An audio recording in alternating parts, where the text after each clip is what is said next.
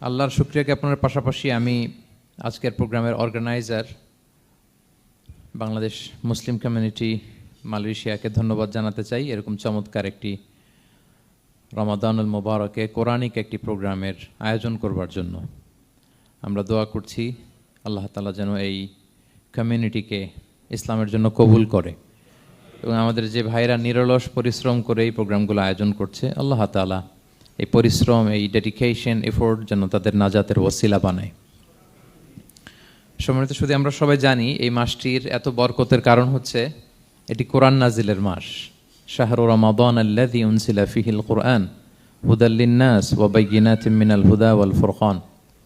রমাদান এমন মাস যে মাসে আল্লাহ তাআলা কোরআন নাজিল করেছে।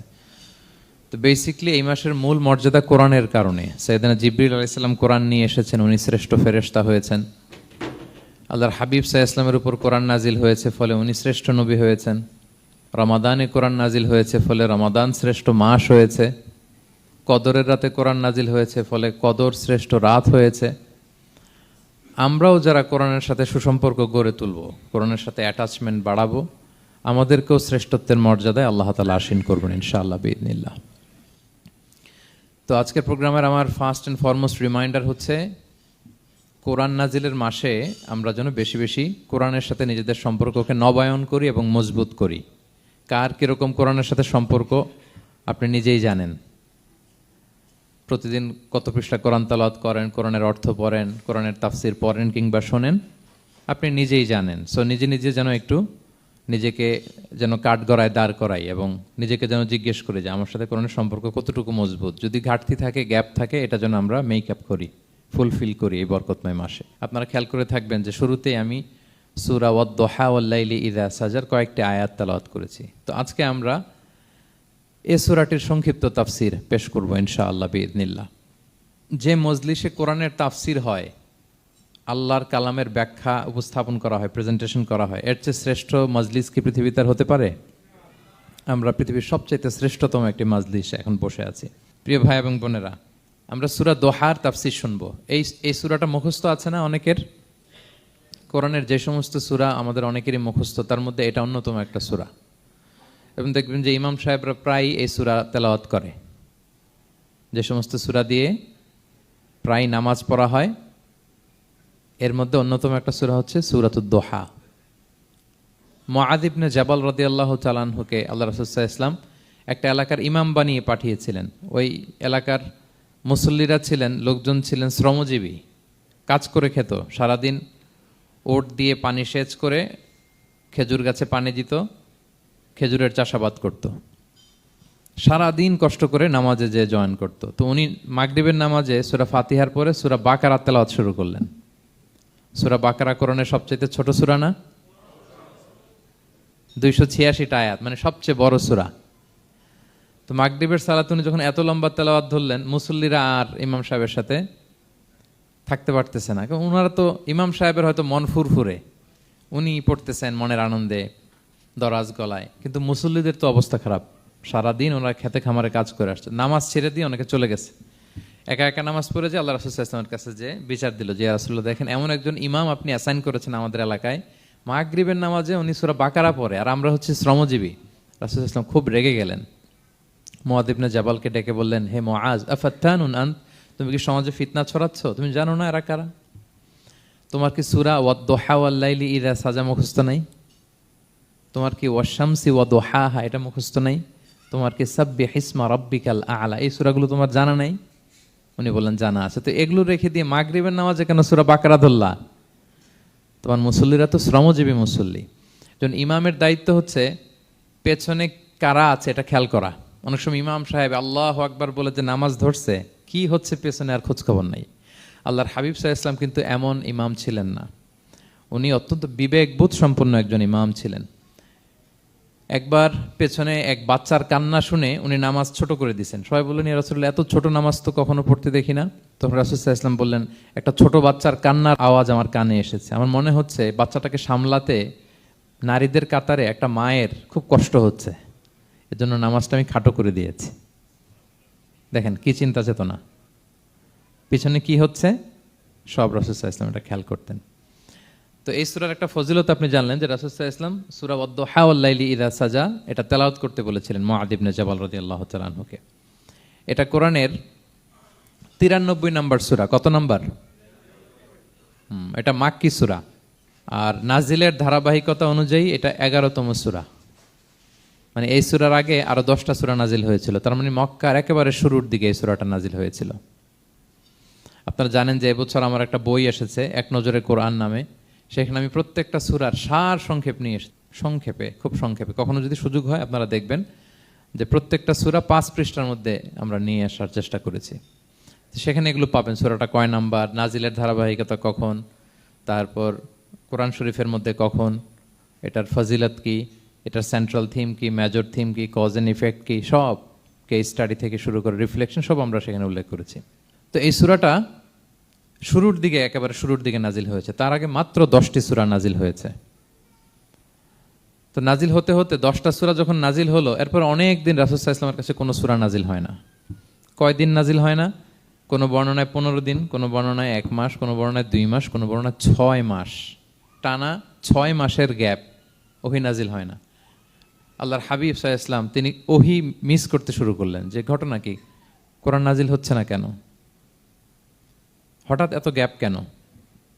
ওনার মাথায় কয়েকটা জিনিস ঘুরপাক খেলো। একটা ঘুরপাক খেলো যে আমার কোনো কাজে আল্লাহ আবার অসন্তুষ্ট হলো নাকি, অথবা আমি কোরআনের আয়াত এই বাণীগুলো পৌঁছে দেওয়ার ক্ষেত্রে আমার কোনো গাফলতি হয়ে গেল নাকি, সামহাও কি আল্লাহর সাথে আমার কানেকশন এটা কি লুজ হয়ে যাচ্ছে, আমি কি কোনোভাবে আল্লাহ থেকে দূরে সরে পড়তেছি। রাসূল সাল্লাল্লাহু আলাইহি ওয়াসাল্লাম টেনশনে পড়ে গেলেন, চিন্তায় পড়ে গেলেন, কিরে ওহী আসে না কেন, আসে না কেন, আসে না কেন।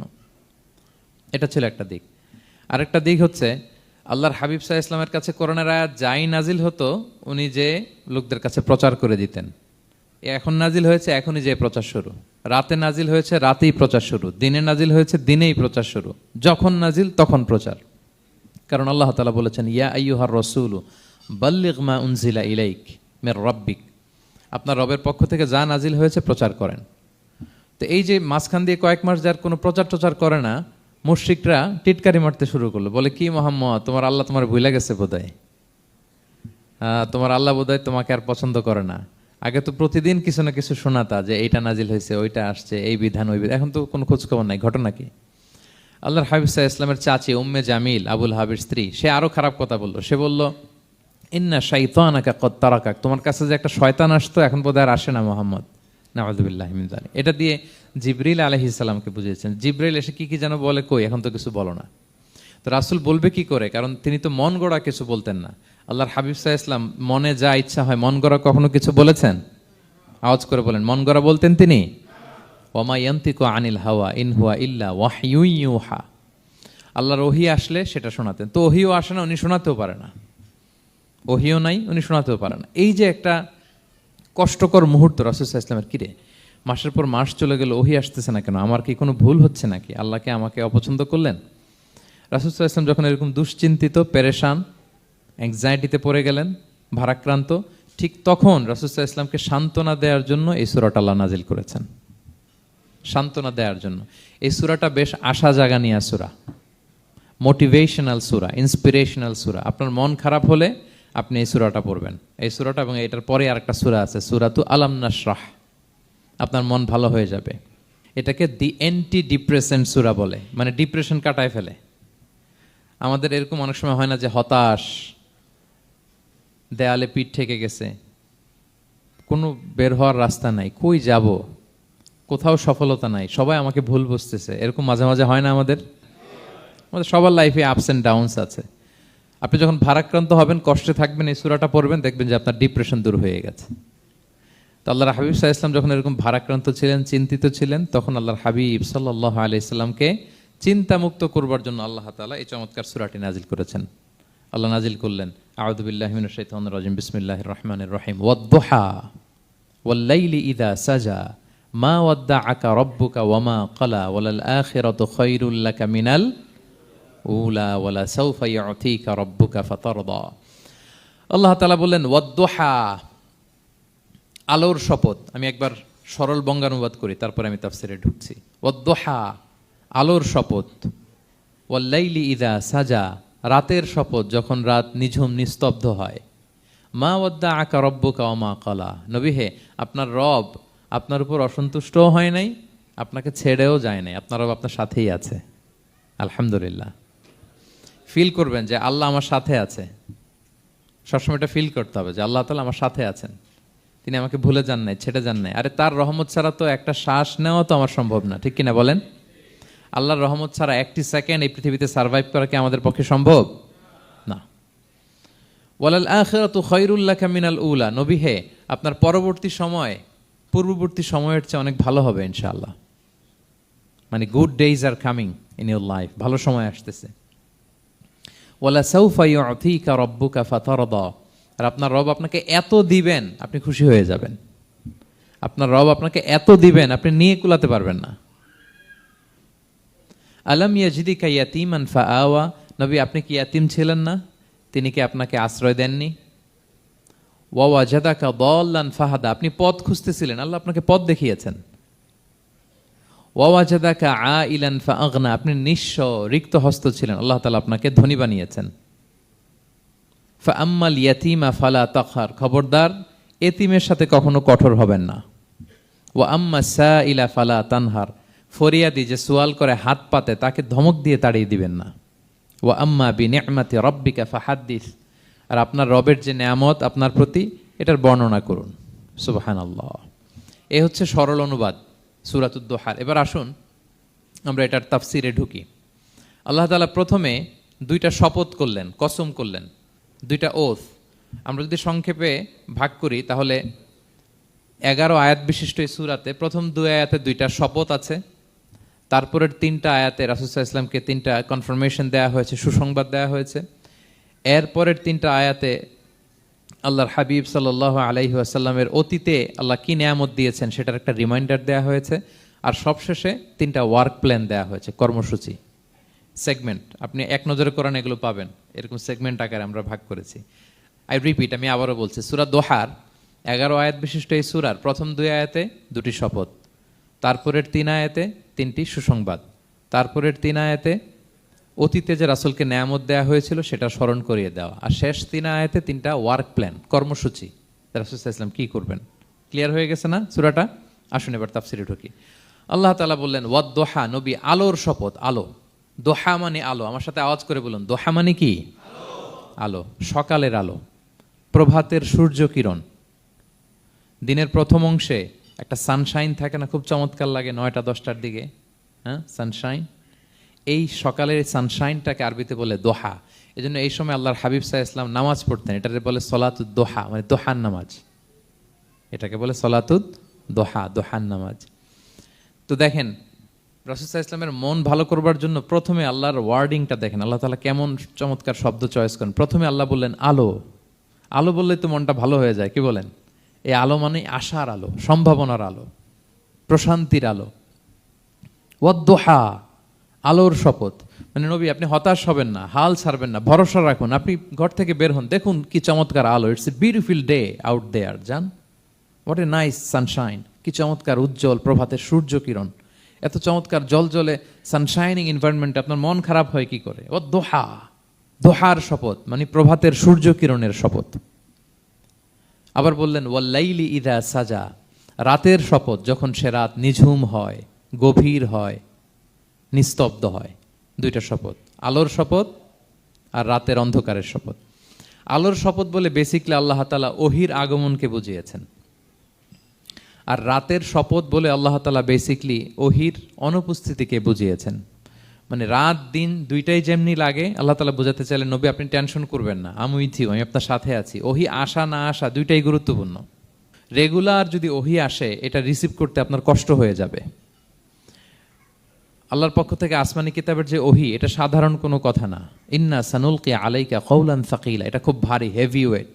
এটা পাহাড়ে নাজিল করলে, লাউ আনজালনা হাযাল কুরআনা আলা জাবাল লারাআইতাহু খাশিআম মুতাসাদ্দিআম মিন খাশিয়াতিল্লাহ, এটা মাউন্ট এভারেস্টের উপর নাজিল করলে পাহাড় ভেঙে খান খান হয়ে যেত। শীতের রাতে কোরআন নাজিল হলে রাসূল সাল্লাল্লাহু আলাইহি ওয়াসাল্লাম ঘেমে একাকার হয়ে যেতেন, কপাল বেয়ে টপ টপ করে ঘাম পড়তে ওহি রিসিভ করতে যেয়ে। তিনি ওটের উপরে করে মরুভূমিতে চড়ছেন, ওহি নাজিল হলে ওটের বুক মাটিতে মিশে যেত। এক সাহাবার মাথায় পায়ের মধ্যে মাথা রেখে রাসূল সাল্লাল্লাহু আলাইহি ওয়াসাল্লাম শুয়েছিলেন, তখন ওহী নাজিল হলো। সাহাবা বলছেন ওহির ভারে মনে হচ্ছে যে আমার পায়ের হাড্ডিটাই ফেটে যাবে। তার মানে এটা খুব ভারী বাণী, খুবই ভারী, এটা সাধারণ কোনো কালাম না। তো এই যে রাসূল সাল্লাল্লাহু আলাইহি ওয়াসাল্লামের কাছে যে ওহী নাজিল হচ্ছিল, এটা যদি রেগুলার নাজিল হয়, এটা রিসিভ করা রাসূল সাল্লাল্লাহু আলাইহি ওয়াসাল্লামের জন্য সহজ হবে না, কঠিন হয়ে যাবে। রেগুলার ওহী নাজিল হলে এটার যে পাওয়ার, প্রেশার, রাসূল সাল্লাল্লাহু আলাইহি ওয়াসাল্লামের স্নায়ু এটা বরদাস্ত করতে পারবে না। তো আল্লাহ বোঝাতে চাইলেন, নবী, আমি কাফির রাজা বলে আপনাকে আমি ভুলে গেছি, কখনো না, নেভার এভার। বরং আপনার যাতে একটু রেস্ট হয়, আরাম হয়, আপনাকে একটু কমফোর্ট দেওয়ার জন্য আমি সাময়িকভাবে ইচ্ছে করে ওহিটা বন্ধ রেখেছি। সুবহানাল্লাহ পড়বেন না? আপনার যাতে একটু কমফোর্ট হয়, আপনার যেন একটু আরাম হয়, ওহি রিসিভ করে করে যেন আপনি অভ্যস্ত হতে পারেন, এজন্য আমি ইচ্ছা করে আপনাকে একটু আরাম দেওয়ার জন্য ওহি বন্ধ রেখেছি। সারাদিন যদি, মানে দিনের 24 ঘন্টায় যদি সূর্য থাকে, ভাল লাগবে? আচ্ছা বলেন, 6 মাস টানা সূর্য ভাল লাগবে আপনার? রোদের গরমে আমরা অস্থির হয়ে যাব। তো 12 ঘন্টা সূর্যের আলোর পরে যেমনি রাতের দরকার আছে, আল্লাহ বোঝাতে চাইলেন ওহি নাজিল হওয়ার পাশাপাশি মাঝে মাঝে ওহি ব্রেক দেওয়ার দরকার আছে, ওহি বন্ধ থাকার দরকার আছে। ফলে আপনি হ্যাবিচুয়েটেড হবেন, ওহি রিসিভ করা না করা এটা আপনার জন্য ইজি হয়ে যাবে। যখন আপনি আপনার জন্য ওকে হয়ে যাবে, তখন আমি লাগাতার ওহি নাজিল করব। তাহলে ওরা যে বলে আমি আপনাকে ভুলে গিয়েছি, না, আমি আপনাকে ভুলি নাই, বরং আপনার আরামের জন্য খানিকটা সময় আপনাকে বিশ্রামের সুযোগ করে দেওয়ার জন্য আমি আল্লাহ ওহি বন্ধ রেখেছি। সুবহানাল্লাহ। তার মানে আল্লাহ তাআলা নবীকে ভুলেন নাই বা নবী সাল্লাল্লাহু আলাইহি ওয়াসাল্লামের উপর অসন্তুষ্ট হন নাই, ইচ্ছে করে আল্লাহ তাআলা কিছুদিন ওহি বন্ধ রেখেছেন। প্রতিদিন সূর্য থাকলে যেমনি ভাল লাগে না, মানে 24 ঘন্টা, এজন্য 12 ঘন্টা সূর্য দিয়ে আল্লাহ 12 ঘন্টা রাত দিয়েছেন, আমাদের আরামের, বিশ্রামের, ঘুমের আয়োজন করেছেন। ঠিক তেমনি রেগুলার ওহি রিসিভ করলে রাসূল সাল্লাল্লাহু আলাইহি ওয়াসাল্লামের জন্য কষ্ট হয়ে যাবে, এজন্য ইচ্ছে করে আল্লাহ গ্যাপ দিয়েছেন। আল্লাহর হাবিব সাল্লাল্লাহু আলাইহি ওয়াসাল্লামের উপর আল্লাহ অসন্তুষ্ট হননি। এটাই আল্লাহ তাআলা বললেন যে ওয়াদ-দুহা ওয়াল-লাইলি ইযা সাজা, প্রভাতের সূর্য কিরণের শপথ, রাতের নিঝুম নিস্তব্ধ পরিবেশের শপথ। মা ওয়াদ্দাআকা রাব্বুকা ওয়া মা ক্বালা, আপনার রব আপনারে ভুলেও যায় নাই, আপনারে ছেড়েও যায় নাই, আপনার উপর নাখোশও হয় নাই। সুবহানাল্লাহ। আপনার রব আপনার সাথেই আছে, এটা সবসময় ফিল করবেন যে আমার রব আমার সাথে আছে। এটা ফিল করলে আপনার মধ্যে যে সাহস আসবে, আপনি কল্পনাই করতে পারবেন না যে এত এনার্জি আপনার ভিতরে আসলো কি করে। আপনারা খেয়াল করেছেন, বছর খানিক আগে ভারতবর্ষের আমাদের এক বোনের সামনে কিছু সন্ত্রাসী, ওরা জয় শ্রীরাম জয় শ্রীরাম বলতেছিল, মনে আছে? কিন্তু আমার ওই বোন মুস্কান কি বলছিল বলেন তো? তার এক আল্লাহ আকবারে from north to south, from east to west, the entire globe প্রকম্পিত হয়েছে। আমরা সবাই পড়েছি আল্লাহ আকবার, সবাই আমরা কি পড়েছি? আল্লাহ আকবার। কারণ সে ফিল করেছে যে আল্লাহ আমার সাথে আছে। মনকে তুমি বুঝিয়ে বলো আল্লাহ আছেন আমার সাথে, এটা ফিল করতে হবে। আল্লাহর হাবিব সাল্লাল্লাহু আলাইহি ওয়াসাল্লামকে আল্লাহ তাআলা এইটাই অ্যাসিউরেন্স দিলেন, কনফার্মেশন দিলেন যে মা ওয়াদ্দাআকা রাব্বুকা ওয়া মা ক্বালা, আপনার রব আপনাকে ভুলে যায় নাই, আপনার রব আপনার প্রতি অসন্তুষ্ট হয় নাই। আমি ইচ্ছা করে ওহিটা বন্ধ রেখেছি যাতে আপনার আরাম হয়। সুবহানাল্লাহ। আল্লাহর হাবিব সাল্লাল্লাহু আলাইহি ওয়াসাল্লামের প্রতি আল্লাহ তাআলা কতটা টেক কেয়ার করতেন দেখেন। রেগুলার ওহি নাজিল হলে রাসূল সাল্লাল্লাহু আলাইহি ওয়াসাল্লামের কষ্ট হয়ে যাবে, এজন্য তিনি কিছুদিন ওহি বন্ধ রেখে রাসূল সাল্লাল্লাহু আলাইহি ওয়াসাল্লামকে বিশ্রামের ব্যবস্থা করে দিয়েছেন। তাহলে প্রথম 3টা আয়াত ক্লিয়ার না সবার কাছে? আচ্ছা, প্রথম 2টো আয়াতে 2টা শপথ গেল, এরপরে 3টা সুসংবাদ। সুসংবাদের প্রথমটা হলো আমি ভুলিও নাই ছাড়িও নাই, আপনার সাথে আছে। এরপর আল্লাহ বললেন ওয়ালাল আখিরাতু খায়রুল লাকা মিনাল উলা, নবী হে, আপনার পরবর্তী সময় পূর্ববর্তী সময়ের চেয়ে ভালো হবে। নিশ্চয়ই আপনার পরবর্তী সময় পূর্ববর্তী সময়ের চেয়ে ভালো হবে। তার মানে গুড ডেইজ আর কামিং, ভালো সময় আপনার জীবনে আসছে, আপনি হতাশ হবেন না, নিরাশ হবেন না। এরপর আল্লাহ তাআলা বললেন ওয়ালা সাউফা ইউতিকা রাব্বুকা ফাতারদা, নবী হ্যাঁ, আপনার রব আপনাকে এত দিবে আপনি খুশি হয়ে যাবেন। আপনার রব আপনাকে এত নেয়ামত দান করবে, আপনি আপনার রবের প্রতি সন্তুষ্ট হয়ে যাবেন। সুবহানাল্লাহ বিহামদি। এবং তাই হয়েছে। যারা আপনারা সিরাত পড়েছেন, যারা আল্লাহর হাবিব সাল্লাল্লাহু আলাইহি ওয়াসাল্লামের জীবনী নিয়ে ধারণা রাখেন, তারা দেখবেন যে আল্লাহর রাসূল সাল্লাল্লাহু আলাইহি ওয়াসাল্লাম যেখানেই মনে কষ্ট পেয়েছেন, বিষণ্ণ, চিন্তিত, তখনই আল্লাহ তাআলা রাসূল সাল্লাল্লাহু আলাইহি ওয়াসাল্লামের চিন্তা দূর করে রাসূল সাল্লাল্লাহু আলাইহি ওয়াসাল্লামকে সন্তুষ্ট করেছেন। যখনই রাসূল সাল্লাল্লাহু আলাইহি ওয়াসাল্লামের মনে কষ্ট, তিনি চিন্তিত, তখনই আল্লাহ তাআলা ওনাকে হ্যাপি করেছেন। কাইন্ড অফ রাসূলকে হ্যাপি করাই আল্লাহর কাজ, আল্লাহর হাবিব সাল্লাল্লাহু আলাইহি ওয়াসাল্লামকে হ্যাপি করাই আল্লাহ তাআলার কাজ। দেখেন কিভাবে আল্লাহ তাআলা আল্লাহর হাবিব সাল্লাল্লাহু আলাইহি ওয়াসাল্লামকে হ্যাপি করেছেন, একটু খেয়াল করে দেখেন। মক্কাতে যখন খুব জটিল অবস্থা, দাওয়াতি কাজ চালিয়ে নেওয়াটা রাসূল সাল্লাল্লাহু আলাইহি ওয়াসাল্লামের জন্য কষ্ট হয়ে যাচ্ছে, নমুসলিম সাহাবাদের উপর অত্যাচার। তখন আল্লাহর হাবিব সাল্লাল্লাহু আলাইহি ওয়াসাল্লাম দেখলেন যে এই মক্কার দুজনের একজনকে আমার চাই, তাদের একজন যদি ইসলামের ছায়াতলে আসে তাহলে ইসলামের পাল্লাটা ভারী হয়। কারা? একজন হচ্ছে ওমরে ফারুক আর একজন আবু জাহাল। দুজনের একজন তখন ইসলাম ধর্ম গ্রহণ করে নাই। তো রাসূল সাল্লাল্লাহু আলাইহি ওয়াসাল্লাম কেঁদে কেঁদে আল্লাহর কাছে ফরিয়াদ জানালেন, আল্লাহুম্মা আইজ্জাল ইসলামা বিআহাব্বি হাযাইন আর রাজুলাইনি ইনদাক। আল্লাহ, আমি কাউকে স্পেসিফিক তোমার কাছে চাই না, শুধু এটাই বলি, দুজন লোকের নাম বলবো, এই দুজন লোকের মধ্যে থেকে যাকে তোমার পছন্দ হয় তাকে তুমি ইসলামের ছায়াতলে এনে ইসলামকে শক্তিশালী করো। এক হচ্ছে আবু জাহাল, আরেক হচ্ছে ওমরে ফারুক। এই দোয়াটা তিনি করতে লাগলেন।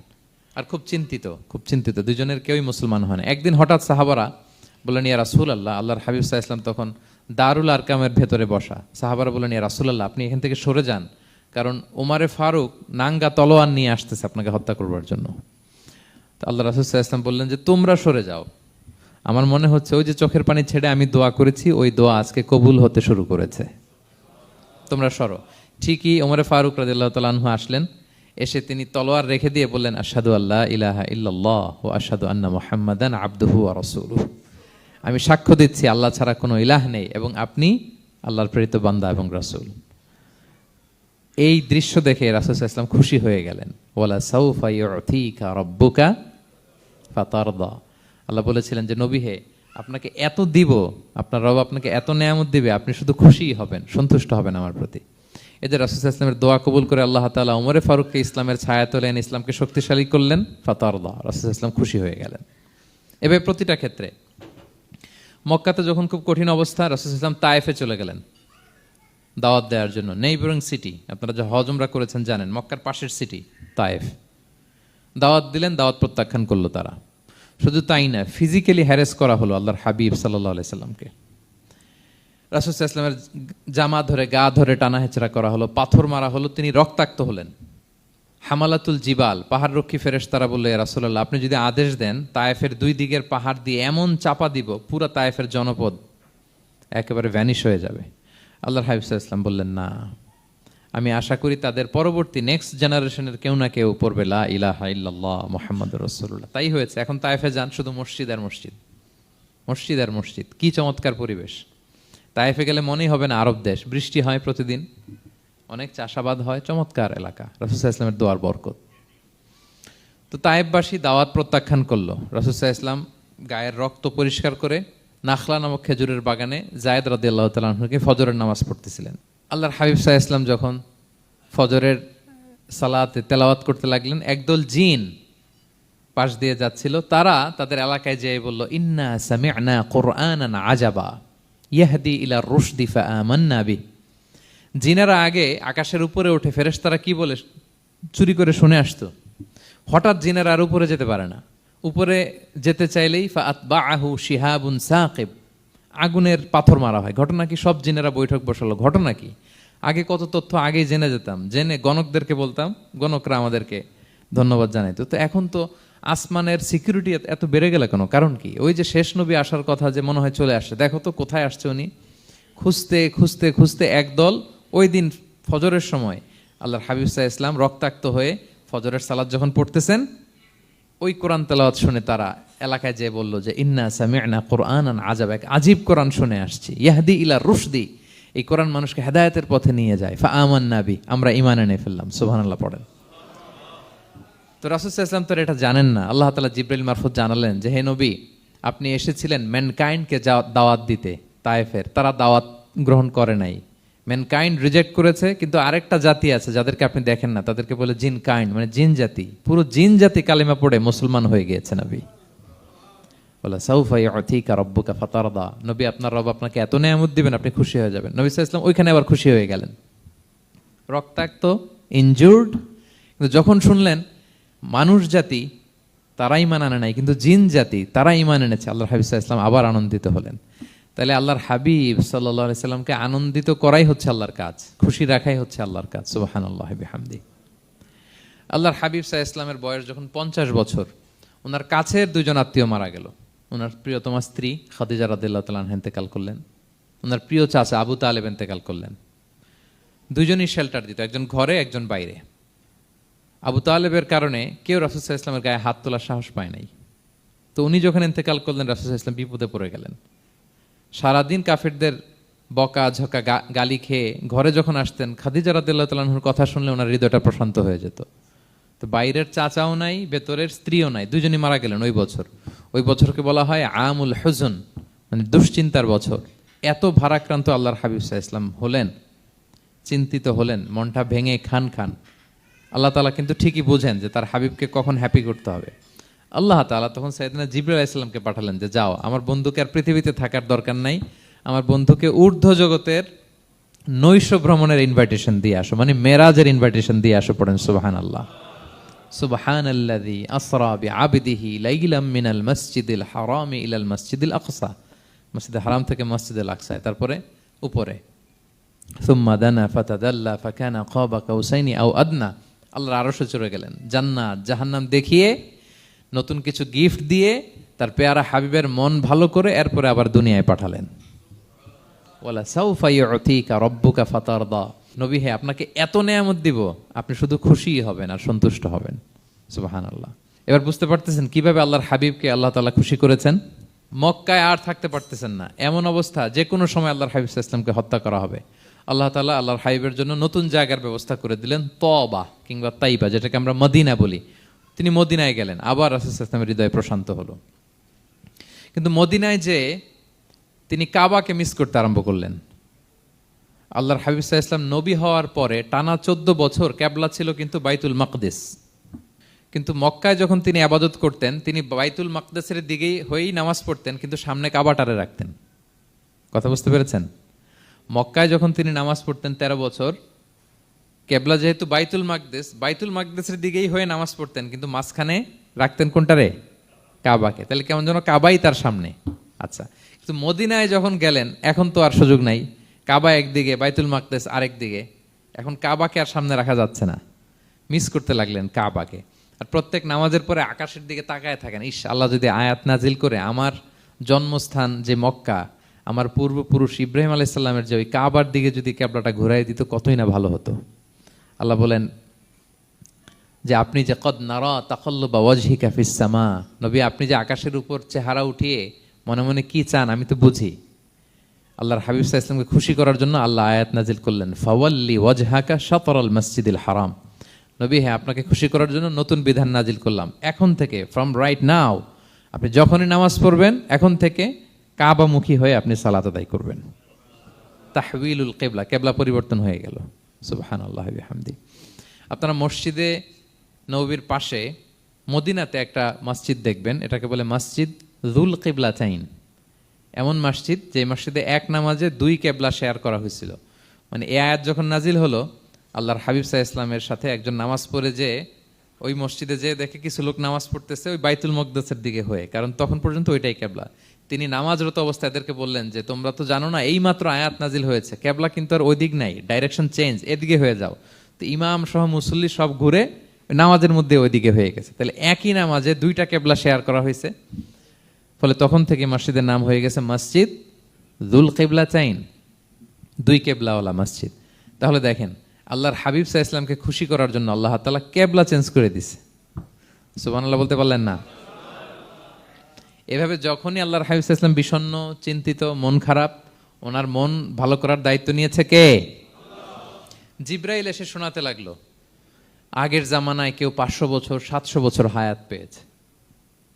বনি ইসরাইলের অনেক মুজাহিদ 1000 বছর জেহাদ করেছে। কয় হাজার বছর? জেহাদি করছে 1000 বছর। আমরা হায়াত পাই কয় বছর? আমাদের হায়াত কয় বছর অন অ্যান অ্যাভারেজ? 60-70। আল্লাহর হাবিব সাল্লাল্লাহু আলাইহি ওয়াসাল্লাম এটাই বলেছেন যে আমার উম্মতি মা বাইনা 60 ইলা 70, আমাদের গড় আয়ু 60 থেকে 70। ওয়া আকাল্লুহুম মা ইয়াজুযু যালিক, আর সামান্য অল্প সংখ্যকই মানুষ এটাকে ক্রস করতে পারে। এই কথা শুনে যে আগের উম্মত 1000 বছর জেহাদ করছে, এটা শুনে রাসূল সাল্লাল্লাহু আলাইহি ওয়াসাল্লাম আবার কাঁদতে আরম্ভ করলেন, হায় রে, আমার গুনাহগার উম্মতের কি হবে? আমার উম্মত তো 60-70ই শেষ, আমার উম্মতের কি হবে?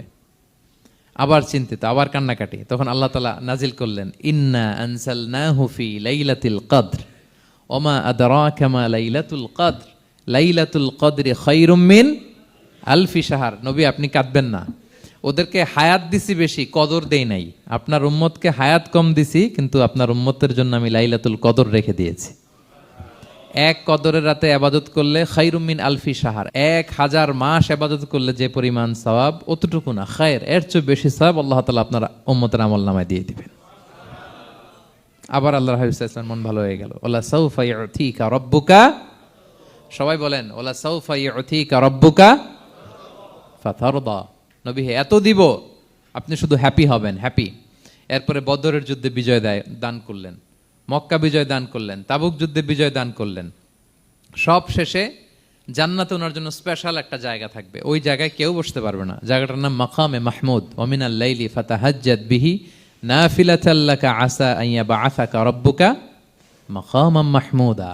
ওই মাকামে মাহমুদের সিংহাসনে আল্লাহর হাবিব সাল্লাল্লাহু আলাইহি ওয়াসাল্লাম বসবেন, ওনার জন্য স্পেশাল, খাস, কেউ এখানে বসতে পারবে না। তার মানে হ্যাপি শুধু দুনিয়াতেই করবে না আল্লাহ তাআলা, আল্লাহর হাবিবকে আখিরাতেও করবে। আল্লাহর হাবিব সাল্লাল্লাহু আলাইহি ওয়াসাল্লামকে কাউসার দেয়া হবে, ইন্না আতাইনা কাল কাউসার।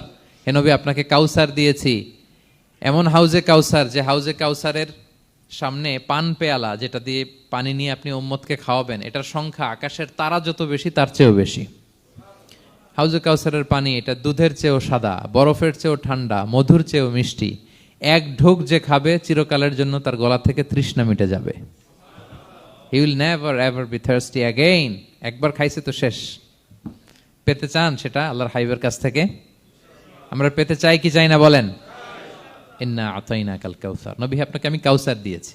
সব শেষে আল্লাহর হাবিব সাল্লাল্লাহু আলাইহি ওয়াসাল্লাম সুপারিশ করার অনুমতি পাবেন, যেদিন কেউ সুপারিশ করতে পারবে না। সবাই বলবে নফসি নফসি নফসি নফসি, থার থার করে কাঁপবে। এক একজন নবী, ইব্রাহিম আলাইহিস সালাম, ঈসা আলাইহিস সালাম, মুসা আলাইহিস সালাম, থার থার করে কাঁপবে। আর আল্লাহর হাবিব সাল্লাল্লাহু আলাইহি ওয়াসাল্লাম ওই মাকামে মাহমুদে সিংহাসন ফেলে দিয়ে সেজদায় শুধু কাঁদতে থাকবে, আর সেজদার মধ্যে বলবে উম্মতি উম্মতি উম্মতি উম্মতি। হে আল্লাহ, আপনি আমার গুনাহগার উম্মতকে বাঁচান। আল্লাহ, আপনি আমার গুনাহগার উম্মতকে বাঁচান।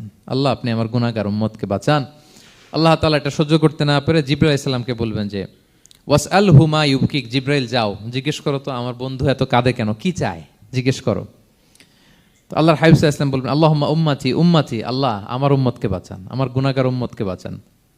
আল্লাহ তাআলা এবার জিবরাইল মারফত বলবেন যে ইযহাব ইলা মুহাম্মদ সাল্লাল্লাহু আলাইহি ওয়াসাল্লাম, যাও মুহাম্মদের কাছে যাও, ওয়াকুল লাহু, তাকে বলো দুনিয়াতে যেমনি কখনো কষ্ট পেতে দেই নাই, বারবার তাকে হ্যাপি করেছি, খুশি করেছি। ওয়া ইন্না সানুরদিকা ফি উম্মাতিকা ওয়ালা নাসুউক, আজকের এই কঠিন দিনেও আমার হাবিবকে আমি কষ্ট দিব না, তার উম্মতের ব্যাপারেও তাকে আমি খুশি করে দেব। তার গুনাহগার উম্মতের ব্যাপারেও আজকে মুহাম্মদ সাল্লাল্লাহু আলাইহি ওয়াসাল্লামকে আমি খুশি করে দেব। আল্লাহর হাবিব সাল্লাল্লাহু আলাইহি ওয়াসাল্লাম তখন সুপারিশ শুরু করবেন। আল্লাহু আকবার, আল্লাহু আকবার। ওয়ালা সাউফা ইউতিকা রাব্বুকা ফাতারদা। নবী হে, আপনাকে এত নেয়ামত দিব আপনি নিয়ে কুলাতে পারবেন না। সব শেষে এই গুনাহগার উম্মতকে সুপারিশ করে জাহান্নাম থেকে নাম কাটিয়ে সবাইকে নিয়ে তিনি একটা ফ্ল্যাগ হাতে নিয়ে তিনি জান্নাতের দিকে ছুটবেন। ওই ফ্ল্যাগের মধ্যে লেখা থাকবে আলহামদু। কি লেখা থাকবে? মানে প্রশংসা, প্রশংসার পতাকা। নিজেও তো প্রশংসিত। মুহাম্মদ মানে কি জানেন?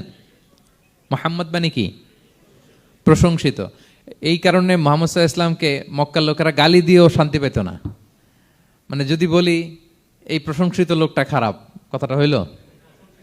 প্রথমে আগে বলা লাগে কি? প্রশংসিত। মুহাম্মদ মানে কি? তো এই জন্য মক্কার লোকেরা রাসূল সাল্লাল্লাহু আলাইহি ওয়াসাল্লামকে মুহাম্মদ না বলে ডাকতো মুযাম্মাম, মানে নিন্দিত। তো মুযাম্মাম তো রাসূলের নাম না, রাসূল সাল্লাল্লাহু আলাইহি ওয়াসাল্লামের নাম কি? মুহাম্মদ, প্রশংসিত। এই জন্য গালি দিয়েও তারা মজা করতে পারতো না, সুবিধা করতে পারতো না। গালি দিলেও আগে প্রশংসা করে নেওয়া লাগতো। প্রথমে বলতো মুহাম্মদ পাগল, এরকম বলতো নাউযুবিল্লাহ। তার মানে প্রশংসিত লোকটা পাগল হইলো, এটা গালি হয়েছে? ঘুরে ফিরে তো প্রশংসাই হয়ে গেল। তো আল্লাহর হাবিব সাল্লাল্লাহু আলাইহি ওয়াসাল্লাম লিওয়াউল হামদ, প্রশংসার ফ্ল্যাগ নিয়ে বিশাল উম্মতকে নিয়ে জান্নাতে অভিমুখে যাবেন এবং জান্নাতের দরজায় হি উইল বি দা প্রথম নক করবেন উনি। তখন জান্নাতের রক্ষী ফেরেশতা বলবে মান আনতা, কে? আল্লাহর হাবিব সাল্লাল্লাহু আলাইহি ওয়াসাল্লাম বলবেন আনা মুহাম্মদ, আমি মুহাম্মদ। তো ফেরেশতা বলবে আমরা দাঁড়ায় আছি এজন্য আল্লাহ বলে দিয়েছেন মুহাম্মাদের আগে কাউকে যেন এন্ট্রি দেয়া না হয়। আপনার আগে যেন কারো জন্য জান্নাতের দরজা না খুলি, স্পেশাল উপর থেকে অর্ডার আছে। আপনি যেহেতু নক করেছেন, ওয়েলকাম, আসেন। পুরো উম্মাহ নিয়ে আল্লাহর হাবিব সাল্লাল্লাহু আলাইহি ওয়াসাল্লাম জান্নাতে ঢুকবেন। ওয়ালা সাউফা ইউতিকা রাব্বুকা ফাতারদা, নবী হে আপনাকে অচিরেই এত নেয়ামত দিব আপনি সন্তুষ্ট হয়ে যাবেন। প্রথম দুইটা শপথ গেল, এরপর তিনটা সুসংবাদ গেল। এরপর আল্লাহ তাআলা অতীতে যে নবীর পাশে ছিলেন, অতীতে যে বিভিন্ন নেয়ামত দিয়ে আল্লাহর হাবিব সাল্লাল্লাহু আলাইহি ওয়াসাল্লামকে আল্লাহ তাআলা ধন্য করেছেন, এগুলো রিমাইন্ডার দিচ্ছেন যে নবী আপনি কেন চিন্তিত হন, আমি আগেও ছিলাম আপনার সাথে, এখনো আছি, ভবিষ্যতেও থাকব। তিনি বললেন আলাম ইয়াজিদকা ইয়াতীমান ফাআওয়া, তিনি কি আপনাকে ইয়াতীম অবস্থায় পাননি, তিনি কি আপনাকে আশ্রয় দেননি? আপনারা জানেন আল্লাহর হাবিব সাল্লাল্লাহু আলাইহি ওয়াসাল্লাম যখন মায়ের পেটে, তখনই তার পিতা দুনিয়া থেকে ইন্তেকাল করেছেন। মায়ের পেটে তার বয়স হচ্ছে 6 মাস, দুনিয়াতে আসেননি আল্লাহর হাবিব সাল্লাল্লাহু আলাইহি ওয়াসাল্লাম রাহমাতাল লিল আলামিন। মায়ের পেটে থাকা অবস্থায় বাবা হারিয়েছেন, দুনিয়াতে আসলেন 6 বছর বয়সে তিনি মাকে হারিয়েছেন। কয় বছর বয়সে? 6 বছর। তারপর মায়ের ইন্তেকালের পরে দাদার কাছে, আব্দুল মুত্তালিবের কাছে লালিত পালিত হতে লাগলেন। 8 বছর বয়সে দাদাও ইন্তেকাল করলেন। বাবা চলে গেলেন জন্মের আগে, মা চলে গেলেন 6 বছর মানে শিশু থাকতে। 8 বছর বয়সে তো শিশু, দাদাও চলে গেলেন। 8 বছর বয়স থেকে আল্লাহর হাবিব সাল্লাল্লাহু আলাইহি ওয়াসাল্লাম চাচার কাছে এতিম অবস্থায় লালিত পালিত হতে লাগলেন। এবং আবু তালেব এত ভালোবাসতো, ইমান আনে নাই, শেষ পর্যন্ত ইমান আনেনি, শিরকের উপরে ইন্তেকাল করেছে, কিন্তু আল্লাহর হাবিব সাল্লাল্লাহু আলাইহি ওয়াসাল্লামকে এত ভালোবেসেছেন, বাবার যে কি মানে পিতৃ স্নেহের যে কি মায়া, এটা বুঝতে দেন নাই কখনো, এটার অভাব কখনো তিনি টের পান নাই, ওনার যে বাবা নাই আবু তালেবের কারণে। এতটা ভালোবেসেছেন, এতটা ভালোবেসেছেন।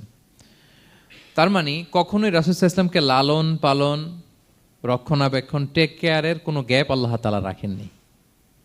হালিমাতু সাদিয়ার কাছে, পরে মায়ের কাছে, উম্মে আইমানের কাছে, দাদা আব্দুল মুত্তালিবের কাছে, পরে চাচার কাছে, একটার পর একটা স্লট বাই স্লট রেডি। সেটাই স্মরণ করে দিলেন যে নবী এমন তো হয় নাই যে আপনাকে লালন পালনের জন্য কেউ ছিল না। আলাম ইয়াজিদকা ইয়াতীমান ফাআওয়া, আপনার রব কি আপনাকে ইয়াতীম অবস্থায় আশ্রয়ের ব্যবস্থা করে দেননি? মানে তখন তো আমি ছিলাম আপনার সাথে, কেউ ছিল না, তখন তো আমি ছিলাম। তো আপনারা তো ভয় কিসের? আপনি হতাশ হবেন না, নিরাশ হবেন না, হাল ছাড়বেন না আপনি। তাহলে প্রিয় ভাইরা, আল্লাহর হাবিব সাল্লাল্লাহু আলাইহি ওয়াসাল্লাম ইয়াতীম অবস্থায় পৃথিবীতে এসেছিলেন, এবং এজন্য ইয়াতীমের সাথে ভালো আচরণ তিনি করতে বলতেন আল্লাহর হাবিব সাল্লাল্লাহু আলাইহি ওয়াসাল্লাম। যারা এতিমকে ভালোবাসে আল্লাহ তাদেরকে ভালোবাসে। এবং আল্লাহর হাবিব সাল্লাল্লাহু আলাইহি ওয়াসাল্লাম বলতেন আনা ওয়া কাফিলুল ইয়াতীমি ফিল জান্নাতি কাহাতাইন, আমি এবং এতিমের রক্ষণাবেক্ষণকারী এইভাবে প্রতিবেশীর মতো জান্নাতে থাকব। এই 2 আঙ্গুলের মাঝে যেমনি গ্যাপ নাই, আমার আর এতিমের রক্ষণাবেক্ষণকারী তার বাড়ির মাঝখানে কোনো গ্যাপ থাকবে না জান্নাতে। We will be neighbour in paradise, জান্নাতে এরকম আমরা কাছাকাছি থাকবো। আল্লাহু আকবার পড়েন। তাহলে এতিমের রক্ষণাবেক্ষণকারীকে আল্লাহ তাআলা ভালোবাসেন। যারা এতিমকে পছন্দ করে না, এতিমকে তাড়িয়ে দেয়, তাদেরকে আল্লাহ পছন্দ করেন। আল্লাহ তাআলা বলেন আরাআইতাল্লাযী ইউকাযযিবু বিদ্দীন ফাযালিকাল্লাযী ইয়াদুউল ইয়াতীম, যারা আখিরাতকে অবিশ্বাস করে তারাই এতিমকে ঘাড় ধাক্কা দিয়ে তাড়িয়ে দেয়। কোনো বিশ্বাসী কখনো এতিমের সাথে খারাপ আচরণ করে না। আপনাদের যাদের মন শক্ত, অনেকের চোখ দিয়ে পানি নামে না। আমার এক আত্মীয় আছে খুব আল্লাহওয়ালা, আমার জীবনে এত আল্লাহওয়ালা আমি দেখি নাই, কিন্তু ওনার চোখ দিয়ে পানি নামে না। বারবার এসে আমারে বলে যে মিজান কি করবো বলো, তুমি একটু মোনাজাত ধরো। আমার মনে আছে আমি ওনাকে নিয়ে মোনাজাত ধরতাম, তো ওনার কান্না আসে না চোখ দিয়ে। এত আল্লাহওয়ালা, খুব ভালো মানুষ, কিন্তু চোখ দিয়ে পানি নামে না। এটা অনেকের হয়, নানা কারণে হয়। তো আল্লাহর হাবিব সাল্লাল্লাহু আলাইহি ওয়াসাল্লাম বলেছেন কারো যদি চোখ দিয়ে পানি না নামে বা হৃদয় নরম না হয়, তারা যেন এতিমের মাথায় হাত বুলিয়ে দেয়। এক সাহাবী এসে বলেন ইয়া রাসূলুল্লাহ, আমার হৃদয়টা বড় শক্ত, হৃদয় নরম হয় না। রাসূল সাল্লাল্লাহু আলাইহি ওয়াসাল্লাম বললেন তাই, আচ্ছা আতুহিব্বু আন ইয়ালিনা কলবুক, তুমি কি চাও তোমার হৃদয় নরম হোক, ওয়া তুদরাকা হাজাতুক, এবং তোমার আশা পূরণ হোক? তিনি বললেন হ্যাঁ। তখন রাসূল সাল্লাল্লাহু আলাইহি ওয়াসাল্লাম বললেন ইরহামিল ইয়াতীম, এতিমের উপর রহম করো। ওয়ামসা আলা রাসি, এতিমের মাথায় হাত বুলিয়ে দাও। ওয়া আতইমহু মিন তুআমিক, তোমার খাবার এতিমকে খাওয়াও। তালিনু কলবুক, তোমার অন্তর নরম হবে। তুদরাকা হাজাতুক, তোমার ইচ্ছা পূরণ হবে। তাহলে হৃদয় যদি শক্ত থাকে, কার মাথায় হাত বুলাবেন? বুলাইছেন কখনো? হ্যাঁ বুলিয়েছেন? খুঁজে খুঁজে হাত বুলাবেন। বাংলাদেশে তো অনেক অরফেনেজ আছে, অনাথ আশ্রম, ওখানে যাবেন। সুযোগ হলে একদিন যে একটু লাঞ্চ করলেন ওদের সাথে বসে, ডিনার করলেন, একসাথে খেলেন, ওদের মাথায় হাত বুলিয়ে দিলেন, সাধ্যমতো কিছু উপহার হাতে তুলে দিলেন, আপনার ইচ্ছা পূরণ হবে আর আপনার হৃদয় নরম হবে ইনশাআল্লাহ। আর এতিমকে আদর করা মানে নবী সাল্লাল্লাহু আলাইহি ওয়াসাল্লামের প্রতি ভালোবাসা দেখানো, কারণ আমার নবী এতিম হয়ে বড় হয়েছেন। এতিমের প্রতি ভালোবাসা প্রকারান্তরে নবী সাল্লাল্লাহু আলাইহি ইসলামের প্রতি ভালোবাসা দেখানো হয়, কারণ আমার নবী এতিম হয়ে বড় হয়েছেন। সুবহানাল্লাহ। কিন্তু তার বিপরীতে আমরা সমাজে কি দেখি? এতিমের মাথায় হাত বুলানো তো দূরের কথা, এতিমের সম্পদও খেয়ে ফেলে অনেকে। হ্যাঁ, এরকম আছে না? এতিমের সম্পদ দেদারসে গিলতেছে।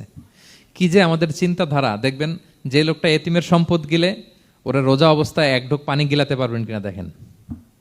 যে বলেন একটু পানি খান তো, খাবে না কেন? হারাম। তো ওই হারাম কিন্তু গিলতেছে ইচ্ছা মতো। রোজা অবস্থায় এক ফোঁটা আপনি পানি গিলাতে পারবেন না এরে, কেন? হারাম। কিন্তু ওইদিকে ভাতিজার সম্পদ গিলতেছে দেদারসে। আল্লাহ বলেন এটা ভাতিজার সম্পদ না, এটা তুমি জাহান্নামের আগুন পেটে ঢুকাচ্ছ। জাহান্নামের আগুন। ইন্নাল্লাযীনা ইয়াকুলুনা আমওয়ালাল ইয়াতামা যুলমান ইন্নামা ইয়াকুলুনা ফি বুতুনিহিম নারা ওয়া সায়াসলাউনা সাঈরা। যারা এতিমের সম্পদ খায়, এটা সম্পদ না, এটা জাহান্নামের আগুন তুমি পেটে ঢুকাচ্ছ। সো এতিমের প্রতি যেন আমরা নমনীয় হই, তাদের মাথায় হাত বুলাই, তাদের জন্য খরচ করি, তাদের প্রতি যেন আমরা দয়াদ্র হই, কারণ আমার নবী এতিম অবস্থায় বড় হয়েছেন। তাহলে নবী সাল্লাল্লাহু আলাইহি ইসলামকে এটা স্মরণ করে দিলেন, নবী আপনি তো এতিম ছিলেন, আমি তো আপনাকে রক্ষণাবেক্ষণের ব্যবস্থা করছি। আর কি করেছি? ওয়াওয়াজাদাকা দাল্লান ফাহাদা। নবী আপনাকে আমি এমন অবস্থায় পেয়েছি, আপনি পথ খুঁজতেছিলেন, আমি আপনাকে পথ দেখিয়েছি। You are searching the right path and I guided you to the right sense of direction. আপনি পথ খুঁজতেছিলেন, আমি পথ দেখাইছি। এখানে দল্লানের অর্থ পথভ্রষ্ট করা যাবে না। ওয়াজাদাকা দল্লান, হে নবী আপনাকে আমি পথভ্রষ্ট পেয়েছি, পরে পথ দেখাইছি, এরকম বলা যাবে না। এটা আল্লাহর হাবিব সাল্লাল্লাহু আলাইহি ওয়াসাল্লামের ক্ষেত্রে প্রযোজ্য নয়। অনেক বাংলা তাফসীর অর্থে আমি দেখেছি পথ হারা, নবী আপনাকে আমি পথ হারা পেয়েছি, পথ দেখেছি, এটাও খুব একটা সুন্দর না। সবচেয়ে সুন্দর হচ্ছে নবী আপনি পথ খুঁজতেছিলেন, সত্যের অনুসন্ধানী ছিলেন। অনেক সময় দেখবেন অনেক পথিক যেতে যেতে এমন এক জায়গায় যায়, দেখে 3 রাস্তা কিন্তু কোনো সাইনবোর্ড নাই। পুরাতন রাস্তাগুলোতে এরকম অনেক সময় হতো না আমাদের, 3 দিকে রাস্তা, কোনো সাইনবোর্ড নেই, তো যাবো কই? এটা বুঝালেন যে নবী আপনি পথ খুঁজতেছিলেন, আমি আপনাকে দেখিয়েছি, হে নবী এটাই সিরাতুল মুস্তাকিমের পথ। ওয়াজাদাকা দাল্লান ফাহাদা, আপনি পথ খুঁজতেছিলেন, আমি আপনাকে পথ দেখিয়েছি। তো ছোটবেলায় সাথে ছিলাম, পথ খুঁজতেছিলেন, পথ দেখালাম, আমি আপনার ভুললাম কোথায়? কাফিরদের কথায় মন খারাপ করেন কেন যে তারা বলে আমি আপনাকে ভুলেছি, ছেড়েছি? নো, নেভার এভার, আমি আপনার সাথেই আছি। তারপর আল্লাহ তাআলা বললেন ওয়াজাদাকা আইলান ফাআগনা, তিনি আপনাকে রিক্ত হস্ত, নিঃস্ব পেয়েছেন, সম্পদহীন অবস্থায় পেয়েছেন, পরে সম্পদশালী করেছেন। সুবহানাল্লাহ। আল্লাহর হাবিব সাল্লাল্লাহু আলাইহি ওয়াসাল্লাম শুরুতে সম্পদের অত যোগান ছিল না, পরে খাদিজা রাদিয়াল্লাহু তাআলা আনহার সাথে যখন বিয়ে হলো, আল্লাহ তাআলা সম্পদের কষ্ট দূর করলেন, কারণ খাদিজা রাদিয়াল্লাহু তাআলা আনহা অনেক বড় ব্যবসায়ী ছিলেন। বিয়ের আগে পার্টনারশিপে বিজনেস ছিল রাসূল সাল্লাল্লাহু আলাইহি ওয়াসাল্লামের সাথে। আল্লাহর হাবিব সাল্লাল্লাহু আলাইহি ওয়াসাল্লাম শ্রম দিয়েছেন, খাদিজা রাদিয়াল্লাহু তাআলা আনহার ইনভেস্টমেন্ট ছিল। তো ওই শ্রমে খাদিজা রাদিয়াল্লাহু তাআলা আনহার এক বান্ধবী, তিনি এমন প্রশংসা করলেন এসে আল্লাহর হাবিব সাল্লাল্লাহু আলাইহি ওয়াসাল্লামের ব্যাপারে যে এমন লোক আমি দেখি নাই, ওনার কথা বার্তা, চলন, কথন, ডিলিং সব আলাদা। পুরো কাফেলার মধ্যে উনি একরকম, পুরো কাফেলা আরেক রকম। এই কথা শুনে তো খাদিজা রাদিয়াল্লাহু তাআলা আনহা আকৃষ্ট হলেন যে এরকম একজন সৎ লোকই তো আমার চাই। প্রস্তাব দেয়া হলো, চাচাদের কাছে বিয়ে হয়ে গেল। এবং বিয়ের পরে খাদিজা রাদিয়াল্লাহু তাআলা আনহা নারীদের মধ্যে সর্বপ্রথম শাহাদা বাক্য পড়ে মুসলমান হয়েছিলেন। নিজের সব সম্পদ আল্লাহর হাবিব সাল্লাল্লাহু আলাইহি ওয়াসাল্লামের পায়ের সামনে এনে দিয়ে দিলেন, ইয়া রাসূলুল্লাহ আমার সম্পদ মানে আপনার সম্পদ, ইসলামের জন্য যত মনে চায় আপনি খরচ করেন। ওয়াজাদাকা আইলান ফাআগনা, আপনাকে আল্লাহ নিঃস্ব পেয়েছেন, সম্পদের ব্যবস্থা করে দিলেন। পরবর্তীতে মদিনায় যে খায়বার যুদ্ধের পরে অনেক সম্পদের ব্যবস্থা আল্লাহ তাআলা করে দিয়েছিলেন। তাহলে ছোটবেলায় ইয়াতিম ছিলেন, আল্লাহ টেক কেয়ার করলেন। পথ খুঁজতেছিলেন, আল্লাহ পথ দেখায় দিলেন। আর্থিক সমস্যা ছিল, এটাও আল্লাহ দূর করে দিলেন। এবার আল্লাহ তাআলা বিষ্ণু ঈসা ইসলামকে 3টা ওয়ার্ক প্ল্যান দিবেন, কর্মসূচি। 1 নম্বর কর্মসূচি হচ্ছে ফাআম্মাল ইয়াতীমা ফালা তাকহার, নবী খবরদার এতিমের সাথে কখনো কঠোর আচরণ করবেন না। 1 নম্বর কর্মসূচি, কারণ আপনিই তো এতিম ছিলেন। এতিমের দুঃখ আপনি না বুঝলে বুঝবে কে? এতিমের সাথে কখনো কঠোর হবেন না। আল্লাহর হাবিব সাল্লাল্লাহু আলাইহি ওয়াসাল্লাম কখনো এতিমের সাথে কঠোর হন না। এতিম তো দূর কি বাত, কারোর সাথে তিনি কঠোর হন না। ওনার কাছে চাইলে উনি না বলতে পারতেন না। নো, নাই, দিব না, এটা বলতে জানতেন না। নো ওনার ডিকশনারিতে ছিল না, চাইলেই দিতেন। একবার আল্লাহর হাবিব সাল্লাল্লাহু আলাইহি ওয়াসাল্লামের কাছে একটা জামা, কয়টা? আপনার জামা কয়টা? আমার জামা কয়টা? জুব্বা তখন কয়টা ছিল? মাত্র একটা। এক ফরিয়াদি এসে বলে ইয়া রাসূলুল্লাহ আতিনি কামিসান, আমার একটা জামা দেন, আমার জামা নাই। নবী সাল্লাল্লাহু আলাইহি ওয়াসাল্লামের জামা কয়টা তখন? ওনার কাছে চাইলে উনি না বলতে পারতেন? খুলে দিয়ে দিচ্ছেন, নাও। এখন ওনার জামা আছে কয়টা?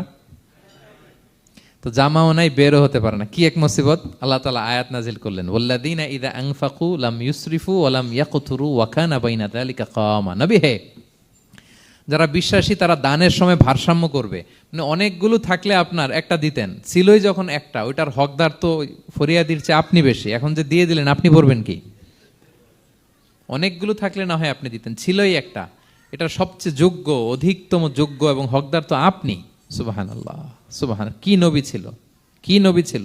না বলতে পারতেন না, মানুষকে ফিরিয়ে দিতে জানতেন না। আল্লাহ বললেন, নবী হে, আপনার প্রথম কর্মসূচি ফাআম্মাল ইয়াতীমা ফালা তাকহার। খবরদার, এতিমকে কখনো, এতিমের প্রতি কঠোর হবেন না। এক নম্বর কর্মসূচি। এটা শুধু নবীর জন্য কর্মসূচি নাকি আমাদের জন্য না? হ্যাঁ, সবার জন্য। এতিমদের সাথে যেন আমরা রূঢ় ভাষী না হই, তাদের সাথে যেন রূঢ় আচরণ না করি। 2 নাম্বার, ও আম্মা সাইলা ফালা তানহার। ফরিয়াদিকে ধমক দিবেন না, হাত পাতলে ধমক দিবেন না। আমরা অনেক সময় ধমক দেই, আপনারা দেন কখনো? না, আমরা দিতে পারবো না। ধমক দিতে নিষেধ করেছেন আল্লাহ তাআলা। আম্মা সাইলা ফালা তানহার। যদি না থাকে বুঝিয়ে বলেন যে এখন পারতেছি না, কিন্তু ধমক দিবেন না কখনো। কারণ আপনি এখন বড় সাহেব হয়ে গেছেন, প্রাইভেট কারের পাশ থেকে দেখবেন যে স্যার 2টা টাকা দেন, কিছু খাই নাই। হায় রে, ছিঁড়া কাপড়, মলিন চেহারা, ভাঙ্গা একটা থালা হাতে নিয়ে, স্যার 5টা টাকা দেন। আল্লাহ আপনারে স্যার বানাইছে আর ওরে বানাইছে ভিখারি। আচ্ছা বলেন তো, জায়গাটা চেঞ্জ করতে আল্লাহর কত সময় লাগে? ওরে ভিতরে বসায় স্যার বানাবে আর আপনারে ভাঙ্গা একটা থালা দিয়ে এরকম ওই যে টোল টোল যেখানে নেয় ওখানে দাঁড় করাবে। বলেন আল্লাহর কয় সেকেন্ড লাগবে? লাগবে? লাগবে? 1 সেকেন্ডও লাগে না। সো ও আম্মা সাইলা ফালা তানহার। ফরিয়াদিকে ধমক দিয়ে তাড়িয়ে দিও না, খবরদার। ওকে আল্লাহ ফরিয়াদি বানিয়ে পরীক্ষা করছে, আর তোমাকে আল্লাহ সম্পদশালী বানিয়ে পরীক্ষা করছে। তাহলে 1 নম্বর কর্মসূচি ছিল এতিমের সাথে রূঢ়ভাষী হবেন না। 2 নম্বর হচ্ছে ফরিয়াদিকে ধমক দিবেন না। 3 নম্বর, ওয়া আম্মা বিনি'মাতি রাব্বিকা ফাহাদ্দিস। আল্লাহ তাআলা আপনাকে যে নেয়ামত দিয়েছে, এই নেয়ামতের আপনি কি করেন? বর্ণনা করেন। ওয়া আম্মা বিনি'মাতি রাব্বিকা ফাহাদ্দিস। আল্লাহ নেয়ামতের বর্ণনা করেন, শুকরিয়া করেন। কারণ আল্লাহ তাআলা আমাদের অনেককে ইয়াতিম বানায় নাই, আমাদেরকে ফরিয়াদি বানায় নাই। আমরা অনেকেই আছি, আমরা এখনো ইয়াতিম না। আমার আব্বা আম্মা এখনো বেঁচে আছেন, আমাদের অনেকের আব্বা আম্মা বেঁচে আছেন।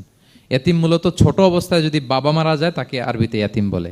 মান মাতা আবুহু ওয়া হুয়া সগীর। কেউ ছোট, তার বাবা মারা গেছে, তাকে শরীয়তের পরিভাষায় কি বলে? ইয়াতিম। তা আমরা অনেকেই তো ইয়াতিম না, আমরা অনেকেই তো অন্যের কাছে হাত পাতা লাগে না। তো আমরা ভালো আছি না? আমাদের দেখবেন যে প্রায় হিসাবটা হচ্ছে আমার কি নাই। আমাদের হিসাবটা কি? কি নাই। কি যে আছে এটার হিসাব করে কুলানোও যাবে না, ঠিক কিনা বলেন? হ্যাঁ, ঠিক যেই মুহূর্তে এখানে বসে আমরা এই চমৎকার ইফতারি নিয়ে বসে আছি, ঠিক একই মুহূর্তে দেখবেন যে হসপিটালের আইসিইউতে শুয়ে শুয়ে কাতরাচ্ছে অনেকে। হ্যাঁ, ঠিক এই মুহূর্তে কিডনি ডায়ালিসিস চলতেছে, দেখছেন? কিডনি পেশেন্ট এদিকে ছিদ্র করে ব্লাড সব বের হয়ে রিফাইনিং হয়ে আরেক দিক দিয়ে ঢুকে। ওর চিৎকার শুনলে, বার্ন ইউনিটে গেছেন কখনো? আগুনে পোড়া রোগী, আপনার তো অনেক কিছু নাই, আমার এটা নাই, ওইটা নাই, আল্লাহ এটা দিল না, এটা নিয়ে আসেন। আপনি বার্ন ইউনিটে একদিন যায়েন, তাহলে বুঝবেন যে আল্লাহ আপনারে কত শান্তিতে রেখেছে। না খেয়ে কয় রাত কাটিয়েছি আমরা, বলেন তো? কত লোক বাড়ি ভাড়া পরিশোধ করতে পারে না, ঋণের বোঝায় জর্জরিত, দুরারোগ্য ব্যাধিতে আক্রান্ত, ক্যান্সারের লাস্ট স্টেজে। তাদের সাথে একটু দেখা করেন, 4th স্টেজে চলে আসছে ক্যান্সার পেশেন্ট। তার চেহারা, তার খাবার, তার চলাফেরা, কিভাবে তার প্রতিটা সেকেন্ড কাটে, একটু দেখে আসবেন, তাইলে বুঝবেন যে কত আল্লাহর দেয়া নেয়ামতের সাগরে হাবুডুবু খাই আমরা। এজন্য আল্লাহ বলেছেন 3 নম্বর কর্মসূচি হচ্ছে ওয়া আম্মা বিনি'মাতি রাব্বিকা ফাহাদ্দিস। আল্লাহ নেয়ামতের শুকরগুজার হও। আল্লাহ যে নেয়ামত দিয়েছে, এই নেয়ামত তুমি বর্ণনা করো। অনেকে আছে আল্লাহ নেয়ামত দিলে ওটা প্রকাশ করতে চায় না, এটা আল্লাহ পছন্দ করে না। মানে আপনি যদি অনেক সম্পদশালী হন, আপনি সুন্দর পরিচ্ছন্ন জামা পরবেন, মানুষকে দান করবেন, আপনার বাড়ি ঘর সুন্দর হবে, এটা নিষেধ নয়, এটা ভালো। আপনি আল্লাহর দেয়া নেয়ামত ব্যবহার করতে পারবেন এবং বলতেও পারবেন, কিন্তু শুকরান লা ফখরান, শুকরিয়া স্বরূপ বলবেন, ফখর করে, অহংকার করে না। বলতে পারেন আলহামদুলিল্লাহ, আল্লাহ তাআলা আমাকে 4টা ছেলে দান করেছে, 4 জন হাফেজ। আল্লাহ তাআলা আমাকে থাকার মতো একটা ঘর দিয়েছে, একটা বাড়ি দিয়েছে, একটা গাড়ি দিয়েছে, সম্মান নিয়ে সমাজে চলার মতো আল্লাহ তাআলা আমাকে দিয়েছেন। এটা যদি আপনি শুকরিয়া স্বরূপ বলেন, এটাতে সমস্যা নেই। কিন্তু অহংকার নিয়ে বলা যাবে না, ইন্নাল্লাহা ইউহিব্বু আইয়ারা আসারা নি'মাতিহি আলা আবদিহি, আল্লাহ তাআলা যে নেয়ামত তার বান্দাকে দিল ওইটার একটা নমুনা দেখতে আল্লাহ পছন্দ করে। আল্লাহ বানাইছে আপনার বিলিয়নিয়ার, আপনি হচ্ছেন ছেঁড়া পরা জামা পরে চলেন, হবে? বানাইছে আল্লাহ তাআলা আপনাকে অনেক সম্পদশালী, আপনার চলা ফেরা কোনো রুচিই নাই, এটা হইলো না। আল্লাহ চায় যে তোমার যে নেয়ামত দিছে এটার একটা নমুনা তোমার মধ্যে থাক, এটাও শুকরগুজার হওয়ার একটা আলামত। তাহলে 3 নম্বর কর্মসূচি কি? ওয়া আম্মা বিনি'মাতি রাব্বিকা ফাহাদ্দিস, আল্লাহর নেয়ামতের শুকরগুজার হও, আল্লাহ তাআলা যে নেয়ামত দিয়েছে সেটা বর্ণনা করো। তাহলে প্রিয় ভাইরা, সূরাতুদ দোহা এটা হচ্ছে একটা মোটিভেশনাল সূরা, আশা জাগানিয়া সূরা, অ্যান্টি ডিপ্রেশন বলি আমি এই সূরাটাকে। ডিপ্রেশন থাকলে চলে যাবে, কারণ ওয়ালাল আখিরাতু খায়রুল লাকা মিনাল উলা, হে নবী আপনার পরবর্তী সময় আপনার পূর্ববর্তী সময়ের চেয়ে ভালো। সবসময় আশাবাদী হবেন। সূরা দোহার 1 নম্বর শিক্ষা হচ্ছে বি অপটিমিস্টিক, মানে অপটিমিজম, আশাবাদী হওয়া, নিরাশ হওয়া যাবে না। বিশ্বাসীদের, মুমিন মুসলিমের ডিকশনারিতে হতাশা নিরাশা নাই, আমার ডিকশনারিতে অন্তত নাই, আপনাদের আছে কিনা জানি না। আজকে থেকে বলেন আপনাদের ডিকশনারিতে হতাশা নিরাশা রাখবেন? আমাদের কোনো হতাশা নাই, নিরাশা নাই, কারণ আমরা যে পরিস্থিতিতে থাকি না কেন আমাদের সাথে কে আছেন? লা তাহজান ইন্নাল্লাহা মা'ানা, চিন্তিত হয়ো না, আল্লাহ আমার সাথে আছেন। আল্লাহ আমার সাথে আছেন বললেই দেখবেন মুস্কানের মতো এক তাকবীর আপনার মুখ দিয়ে বেরোচ্ছে, এমন এনার্জি বেরোচ্ছে, গোটা বিশ্ব আপনি জয় করে ফেলবেন তখন। এটাই আমাদের সবচেয়ে বড় পাওয়ার। আমাদের সাথে কে আছে? ইন্নাল্লাহা মা'ানা, আল্লাহ তাআলা আমাদের সাথে আছেন। তাহলে সূরা দোহার আজকের তাফসীরের 1 নম্বর লেসন হচ্ছে optimism. Believer should be optimistic always. বিশ্বাসীরা আশাবাদী হয়, নিরাশ হয় না, হতাশ হয় না, হাল ছাড়ে না। বিশ্বাসীরা ভরসা রাখে এক মহান সত্তার উপর। আওয়াজ করে বলেন তো তিনি কে? আল্লাহর উপর ভরসা রাখে, আমরা নিরাশ হই না। 2 নাম্বার শিক্ষা হচ্ছে গ্রেটফুলনেস, কৃতজ্ঞতা। আপনার জীবনে অনেক কিছু আছে, নাই নাই বলবেন না, শুধু কমপ্লেইন করবেন না। অনেকে দেখবেন শুধু অভিযোগ, এটা নাই ওইটা নাই, এই পাইলাম না, ওর আছে এটা, ওর, আমার সাথে কেন এমন হয়, আমার সাথে শুধু আমার সমস্যা। এগুলো যারা বলে তাদেরকে আল্লাহ নেয়ামত আরো ছিনিয়ে নেয়। বরং যারা অল্প পেয়েও বলে আলহামদুলিল্লাহ, তাদেরকে নেয়ামত দেওয়ার ধারাবাহিকতা আল্লাহ তাআলা অব্যাহত রাখেন। সব অবস্থায় আলহামদুলিল্লাহ, যে কোনো পরিস্থিতিতে, যে কোনো অবস্থায় কি বলবো আমরা? আপনি খেয়াল করে দেখেন না যে আপনার কি কি আছে, কত কিছু যে আপনার আছে, অবাক করা। 3 নাম্বার কাইন্ডনেস। 3 নম্বর লেসন হচ্ছে কাইন্ডনেস, দয়া। আমরা যেন অন্যের প্রতি দয়াশীল হই। আপনি অন্যের প্রতি দয়ালু হলে আপনার প্রতি দয়ালু হবো কে? ওয়াল্লাহু ফি আউনি আবদিহি মা দামাল আবদু ফি আউনি আখি। আল্লাহ ততক্ষণ পর্যন্ত কোনো বান্দার সাহায্যে থাকে যতক্ষণ পর্যন্ত ওই বান্দা তার ভাইয়ের সাহায্যে থাকে। তাহলে বলেন তো, আল্লাহর সাহায্য পাওয়ার প্রথম শর্ত কি? অন্যের জন্য সাহায্যের হাত বাড়িয়ে দেওয়া। তাহলে মনে থাকবে তো? নাকি এতিমকে ধাক্কা দিয়ে বের করে দিবেন, ফরিয়াদিকে ধমক দিবেন একটা? বড় সাহেব তো আপনি, বড় স্যার, খবরদার। তাহলে 1 নম্বর লেসন অপটিমিজম। আমরা হতাশ হব না, হতাশা আমাদের ডায়েরিতে নাই, আমরা আশাবাদী, আমরা আল্লাহর রহম ভরসার ভিখারি, ঠিক কিনা বলেন? 2 নম্বর লেসন হচ্ছে গ্রেটফুলনেস। আমরা সবসময় আল্লাহর প্রতি শুকরগুজার হব, কৃতজ্ঞ হব। আল্লাহর হাবিব সাল্লাল্লাহু আলাইহি ওয়াসাল্লাম বলতেন, আল্লাহুম্মা জাআলনি সাবুরা ওয়া জাআলনি শাকুরা ওয়া জাআলনি ফি আইনি সাগীরা ওয়া ফি আয়ুনিন নাসি কাবীরা। আল্লাহ আপনি আমাকে ধৈর্যশীল বান্দা বানান, আপনি আমাকে শুকরগুজার বানান। আল্লাহ আমার চোখে আমাকে ছোট বানান। আল্লাহ গোটা বিশ্বের মানুষের চোখে, জনতার চোখে আমাকে বড় বানান। আওয়াজ করে পড়েন আমিন। এই দোয়াটা বেশি বেশি পড়বেন। আর সব শেষে আমরা যেন কাইন্ড হতে পারি, অন্যের প্রতি দয়ালু হতে পারি। যে রহম করে সে রহম প্রাপ্ত হয়, যে অন্যকে দয়া দেখায় সে আল্লাহর পক্ষ থেকে দয়া পায়। আল্লাহ তাআলা আমাদের সবাইকে কথাগুলো বোঝার ও আমল করার তৌফিক দান করুক। হাযা মা ইনদি ওয়াল ইলমু ইনদাল্লাহি আলাইহি তাওয়াক্কালতু ওয়া ইলাইহি উনীব। আসসালামু আলাইকুম ওয়া রাহমাতুল্লাহি ওয়া বারাকাতুহু।